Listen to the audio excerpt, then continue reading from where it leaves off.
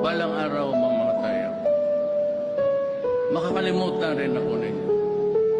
But let me leave you a message that is very important and it would spell the difference between progress and development and maybe a failed country in the end. Ikaw yung taong nahimusgahan at kinatakutan dahil sa iyong katauang walang iniilagang kinilala kang palamurat bastos ng karamihan. Tunay na kakaiba sa mga pangulong nagdaang tandang-tanda ko pa nung panahong ika'y kumandidato. Di ka man yung nangunguna sa debate, di natalo prang ka man magsalita't may ugaling tarantado. Yun ang naging dahilan kung ba't minahal ng mga tao. Sa iyong pagkapanalo aking nasaksihan, pagbabagong ninasang unti-unting nakakamtan. Maraming adik ang dahil sa'yo ay nagbagong buhay. Iskinitang dating madilim ay nagkaroon ng kulay. Binaga mo ang pader ng mayayamang oligarko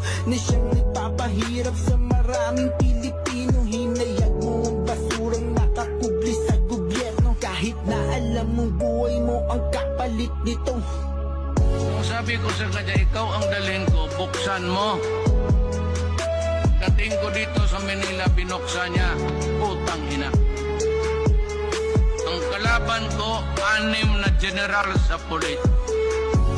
Customs, lahat ng mga gangster nandoon.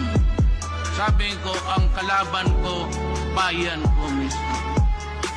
Kalaban ko, bayan ko mismo. At sa iyong panunungkulan ay di inaasahan. Sa bayan ng Marawi, sumiklab ang digmaan. Mahigit 5 buwan, walang tigil ang putukan. Samot-saring hinagpis, maririnig sa pahayagan.